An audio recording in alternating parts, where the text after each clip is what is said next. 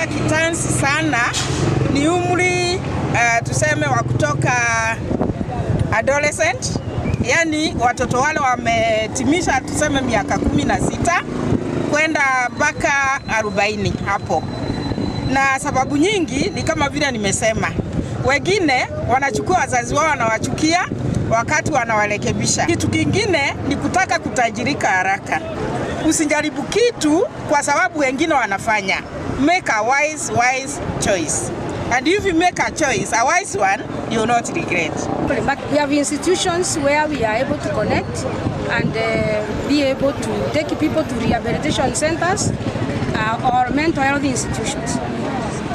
However, thirikari ina mubango jwa establish a mental health unit so that we are able to take care of our people within the county around, so that we don't have to transfer. But transfer within the health sector is common.